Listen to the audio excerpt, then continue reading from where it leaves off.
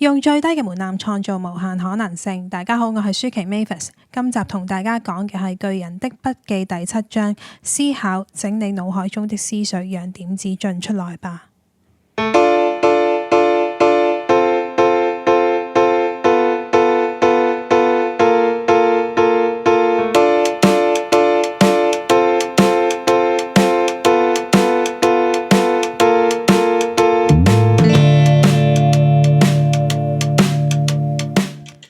大家聽到思考會諗起啲咩呢？我就會諗起神探伽利略，即係福山雅治將隻手揞住下半邊面諗嘢嗰個樣呢，好似係要坐定定喺度，全神貫注咁去分析好難拆解嘅嘢，先叫做思考。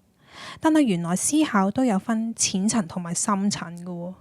淺層思考係咩嚟嘅呢？就係唔使點用力嘅好自動化，譬如係認路返屋企啊，諗今晚食咩啊，突然間醒起嘅嘢，呢啲都可以叫做淺層思考。好多時都係靠你嘅習慣同埋直覺。而深層思考呢，就好似我頭先講神探伽利略嗰個毛咁啊，要好專注、好燒腦、好嘥 energy 嘅。譬如喺度度一條新橋俾老細啦，做一個人生決定啦，同人哋鬧完交之後反思翻頭先自己有冇講錯嘢啊，分析點解會有呢件事發生等等。即係話無論係咪無聊嘢都好啊，總之個腦一開始諗嘢就叫做思考。如果咁講啦，其實我哋每一日都係不停思考緊嘅喎。由起身返工諗今日着咩開始啦，到搭車返工嘅時候諗今日返工有啲咩做啊，lunch 食咩好啊，放工返屋企諗今日屋企人發生過啲咩事啊。我哋都係無時無刻喺度思考，只係自己無為而啫。而呢啲思考大部分都係淺層思考，諗完就算噶咯。好多時轉個頭就唔記得。但係原來深層思考係由一堆淺層思考經過組合、連結、重組產生出嚟。呢個過程有冇啲似曾相識呢？係咪好似呢本書教嘅記錄方法咁樣，記錄再記錄，持續記錄啊？即係咩意思呢？記錄思考係可以幫助我哋將淺層思考轉化成為深層思考。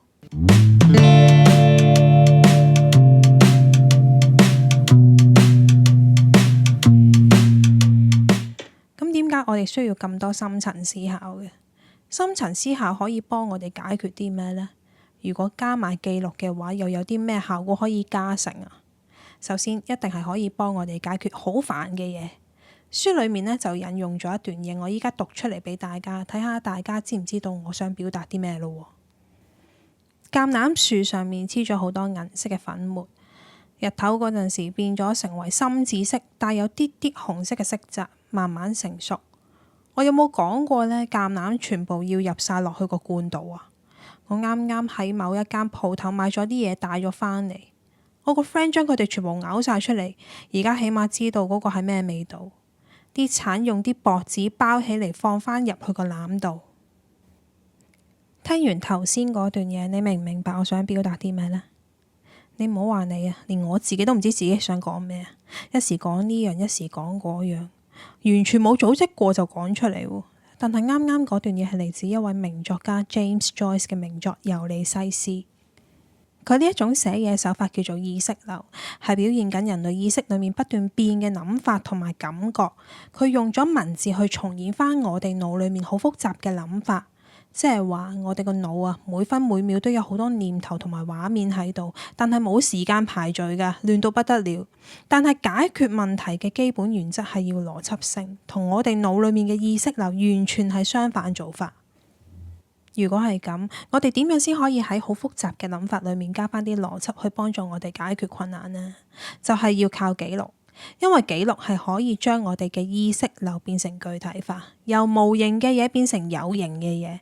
所以當我哋有煩惱嘅時候呢，就可以將腦裡面所有嘅淺層思考全部寫晒出嚟，然之後排除其他諗法，淨係將有關你煩緊嘅所有嘢進行分類同埋再記錄。之後你就會可以將諗咗2個鐘頭都解決唔到嘅問題，可以喺30分鐘裡面揾到解決方法。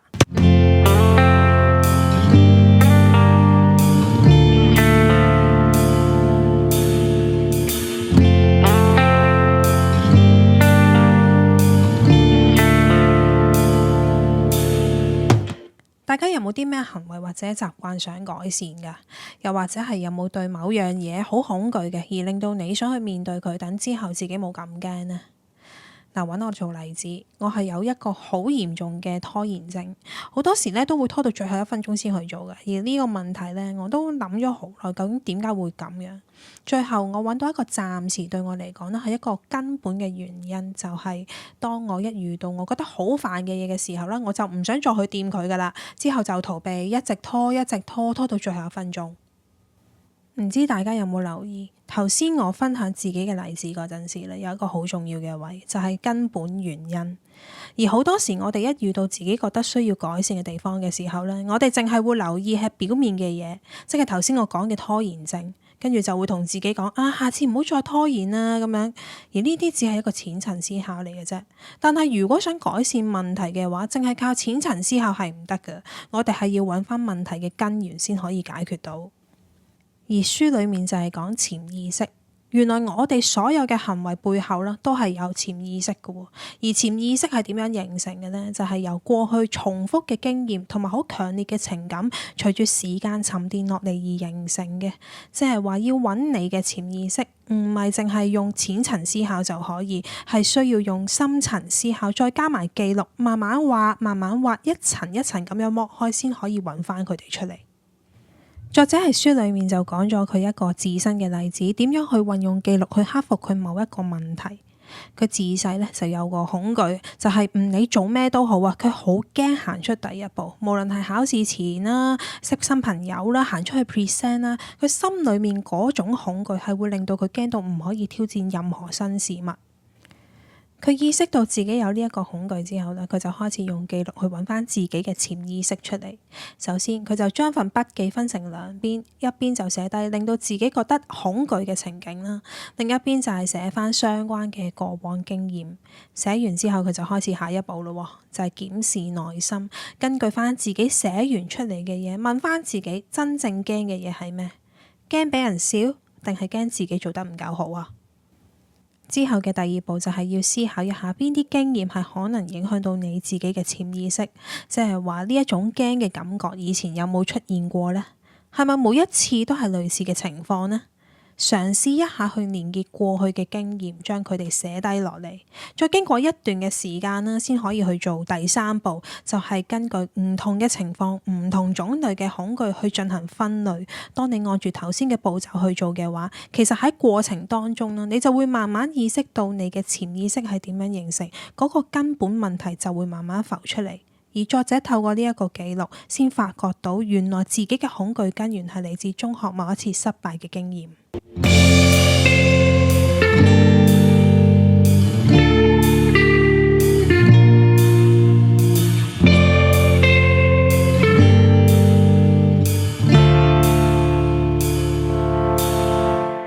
大家返工使唔使要諗啲新嘅 idea 出嚟㗎？我搞呢一個 YouTube channel 咧，其實係好需要嘅。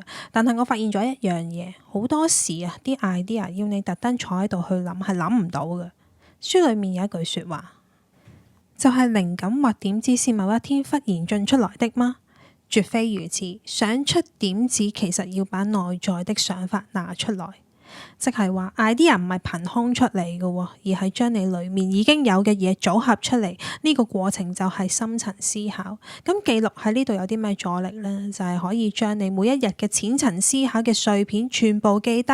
當你需要諗 idea 嘅時候，就可以翻睇自己嘅記錄，再將唔同嘅碎片組合同埋連結一齊。講到呢度，我就突然間諗翻起之前我講過嘅一本書，就係第9集點子就是一直來。嗰位作者每日都有做呢一本書講嘅一樣嘢，去幫佢激發一啲新嘅靈感嘅，就係寫日記。而佢嘅方式就唔係連結唔同嘅碎片一齊，而係當佢睇翻自己嘅日記啦，就會發現到自己嘅行為模式，覺察到自己平時關注嘅係邊一方面。而當我哋想要多啲 idea 嘅話啦，我哋就可以根據自己慣常嘅注意力，嘗試改變去第二度。當我哋改變咗自己嘅諗法，再望翻同一樣嘢，其實係可以刺激到自己，而爆發到其他靈感出嚟。大家有冇發現到我啱啱已經運用咗作者教我哋嘅一個方法，就係睇翻之前嘅記錄，將有關聯嘅嘢連結埋一齊，再重新根據自己嘅方式演繹出嚟，變咗一個新嘅 idea。而呢個就係記錄嘅威力。好老實，如果我冇 keep 住之前寫稿嗰啲記錄咧，去到頭先嗰個位我就唔知要用幾耐時間先可以完成到呢一份講稿。好想話俾大家聽，唔好將平時求其諗嘅嘢，或者某一個情況要求你要諗嘅嘢，諗住諗完就算。當下你可能覺得呢啲諗法冇咩感覺，以為冇咩用，但係你永遠都唔會知道將來邊一日就係正正需要你之前某一個無聊嘅諗法。下一集就到咗呢一本書尾二嘅一章日常，話俾大家聽點解要記錄日常啦。每一年年頭我哋都會買 schedule book， 應該點寫先至最好呢？有興趣嘅你哋記住留意我下一集。今日就同大家分享咗巨人的筆記第7章思考，整理腦海中的思緒，讓點子進出來吧。嚟緊嗰幾日我會喺 IG 度分享書入面嘅一啲金句，有興趣嘅你哋記住 follow 埋我 IG， 我哋大家一齊交流，一齊進步，一齊用最低嘅門檻創造無限可能性。我哋下集再見，拜拜。